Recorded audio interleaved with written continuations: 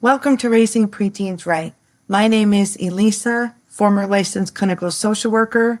I am an MSW and independent educator. These are my opinions, as you are entitled to yours, and please use your discretion when watching our videos as they do contain information related to mental health. Today we're going to be talking about solutions, walking in wisdom, and how we came to form our program. In shaping the Raising Preteens Right program, we went through a series of questions, asking ourselves, how are we going to possibly solve this enormous public health crisis in youth mental health? We went through a series of questions to shape our program. I'd like to briefly touch on those right now.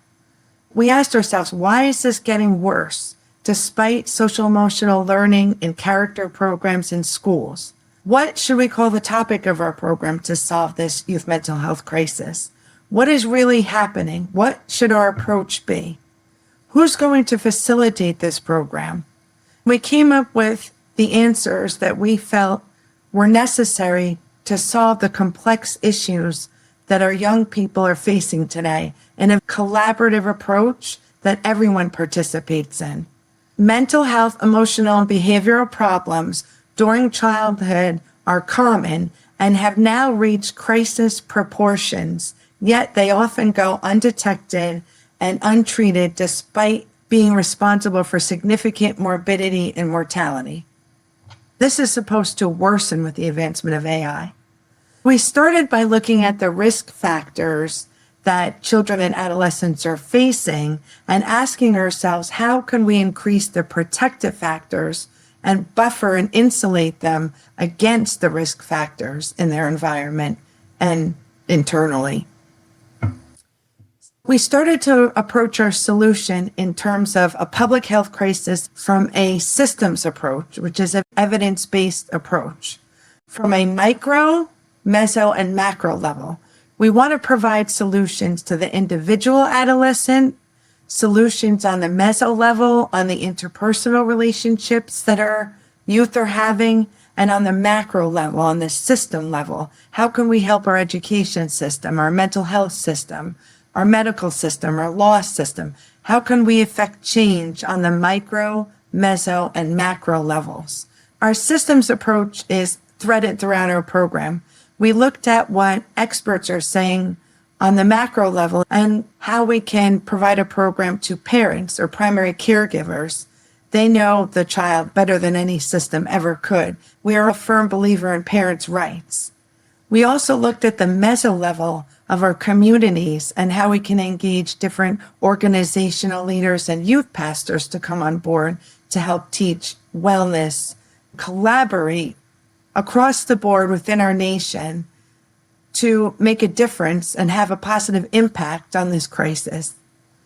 Work towards this common goal and provide a resolve with actionable steps.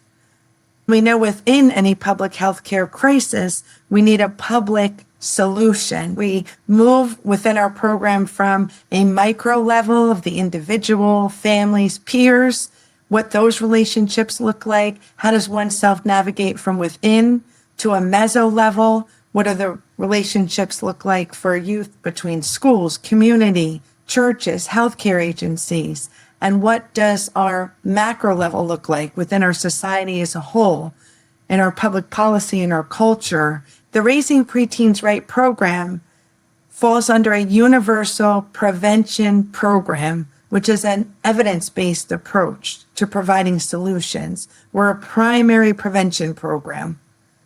Universal prevention programs are often implemented to address public health crisis or national states of emergency. Our specific program is designed to promote positive well-being for the entire population of pre-adolescents and adolescents. Our program uses evidence and theory-informed preventative strategies, and we aim to reduce risk factors and promote protective factors. Moving towards a solution and a change effort, we know that we're not doing enough to change the trajectory of mental health wellness in our youth. So it helps to look at change theory. I love this depiction because It shows people building a bridge over an ocean, and it says maybe we should build a boat instead.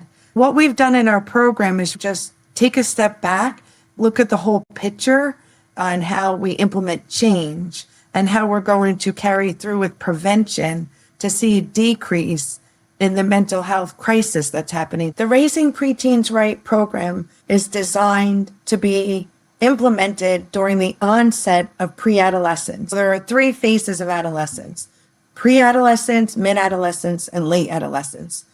The pre-adolescent phase is between 10 and 13. We would like our program implemented during the pre-adolescent phase, anywhere from 10 to 13, depending on the development of your specific group, leaning towards 10.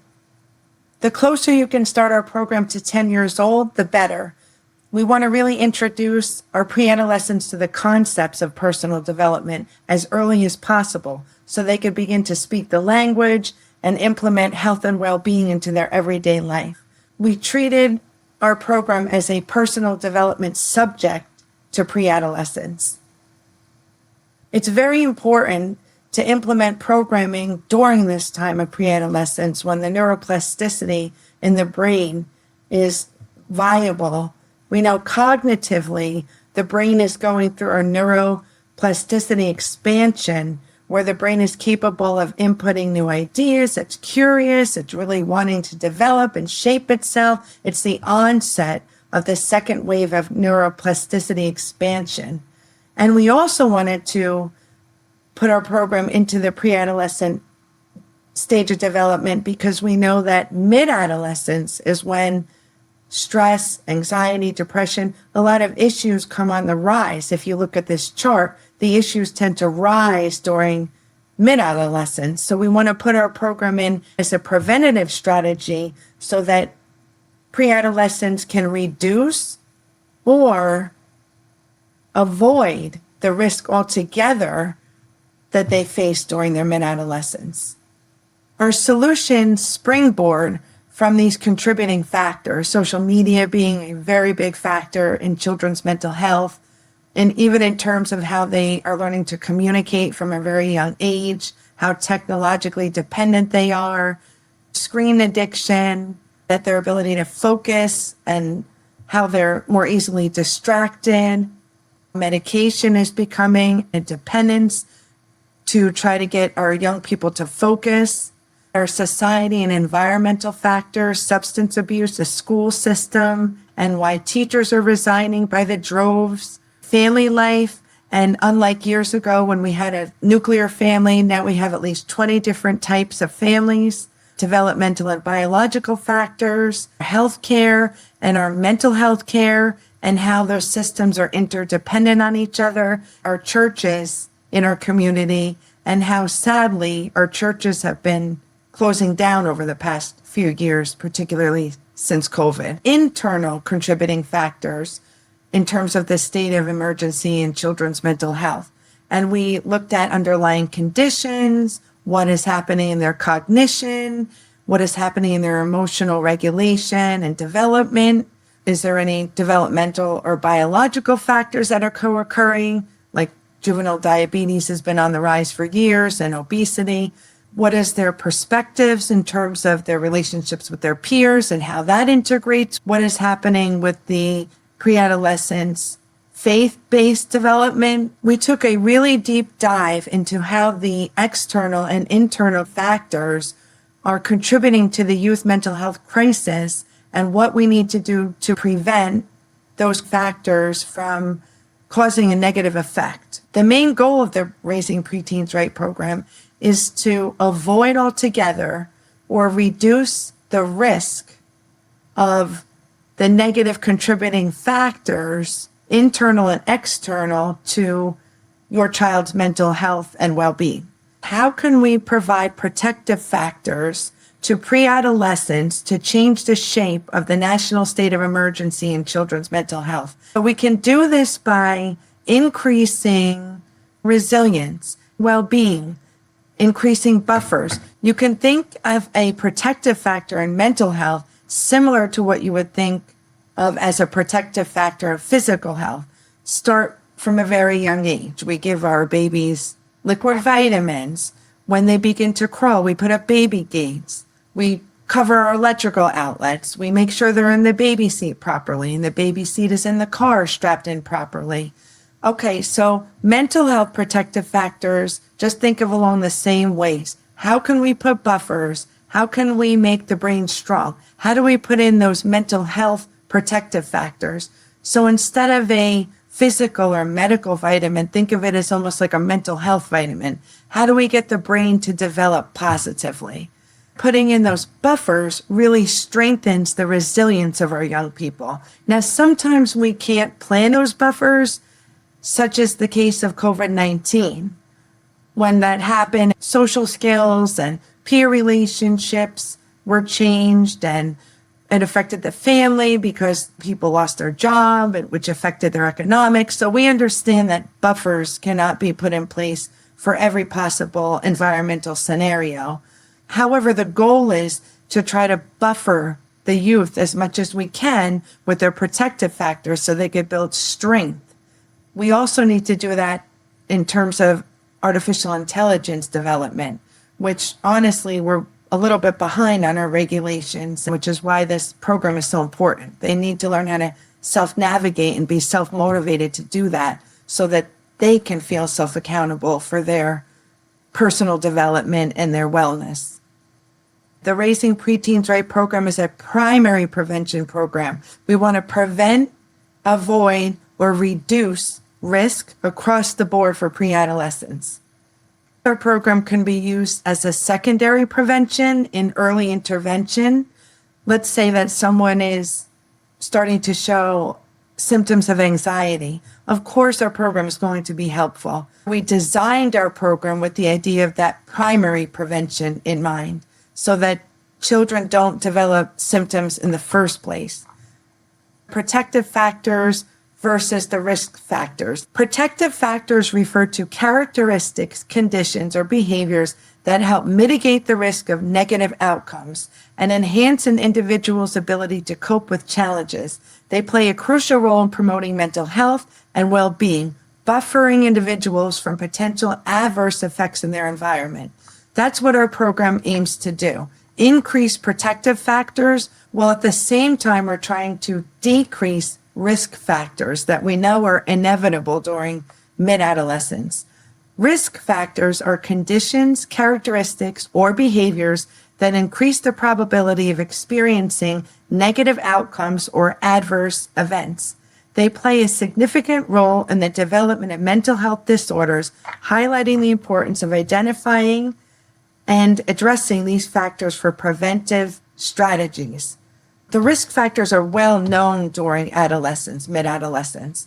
So we're taking that preventative, proactive, strength-based, forward motion, solution-focused approach on that micro, meso, macro level using evidence-based approaches to really help mitigate the risks that we know are going to come about during mid and late adolescence. We've gotten into a very bad habit in our society of waiting for people to decompensate or become ill before we treat them. We're a very treatment-based modality. We want to see symptoms before we start treating people instead of a wellness-based society.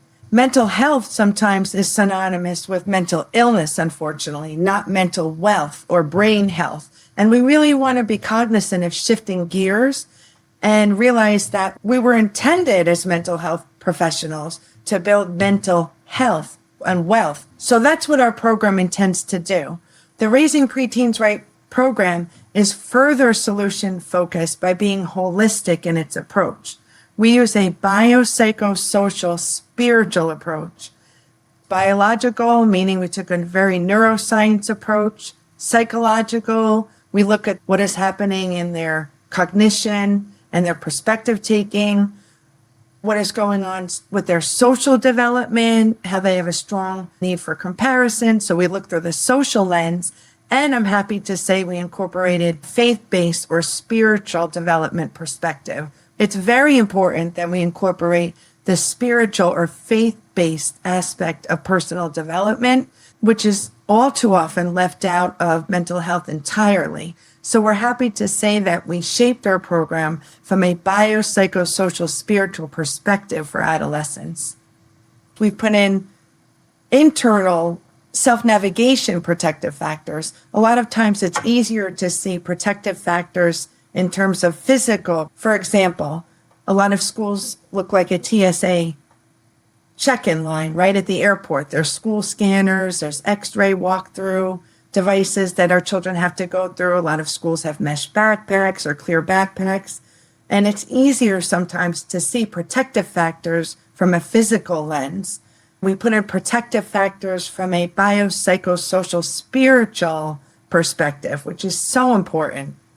The Raising Preteens Right program has a very strong regard in providing solutions to youth conditions or human conditions. We're very interested in how do we push the human condition forward into a place of well-being and wellness for our young people.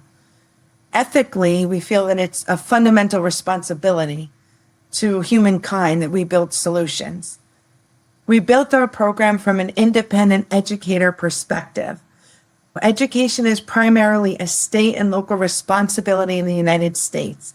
It is states and communities, as well as public and private organizations of all kinds, that establish schools and colleges, develop curricula, and determine requirements for enrollment and graduation.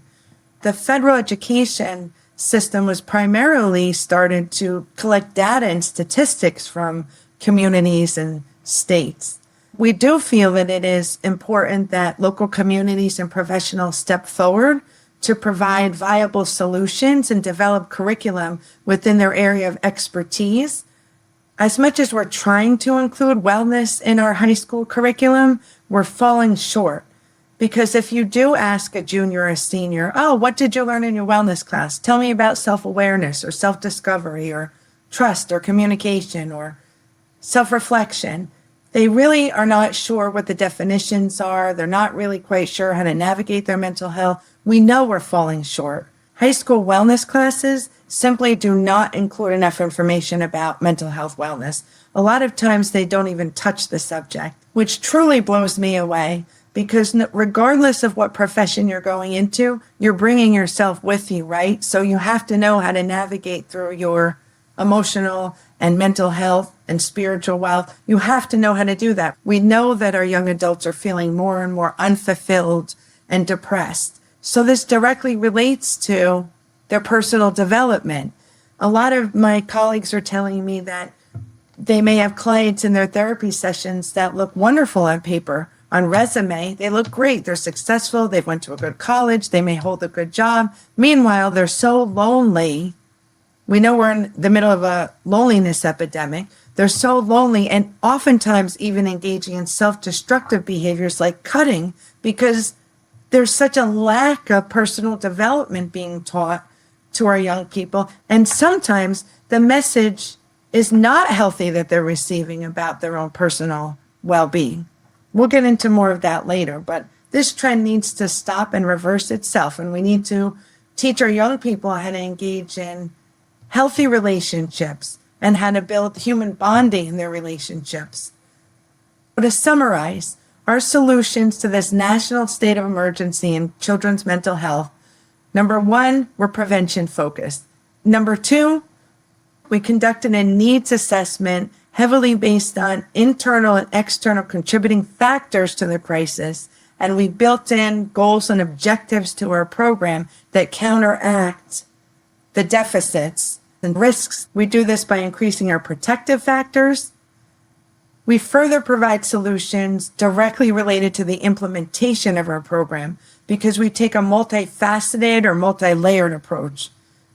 We looked at developmental approaches, which is theory-driven. We looked at evidence-based competencies and skills, how to be solution-focused and forward motion, what we need from our facilitators in order to drive this program forward, and how we're going to evaluate and monitor our program.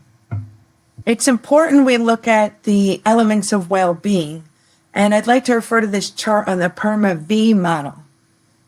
Our program studied how we build positivity into the lives of our adolescents so they're more fulfilled. We look through the lens of engagement in terms of how do we build engagement intrinsically within the pre-adolescent and in terms of a fulfilling engagement with the world around them.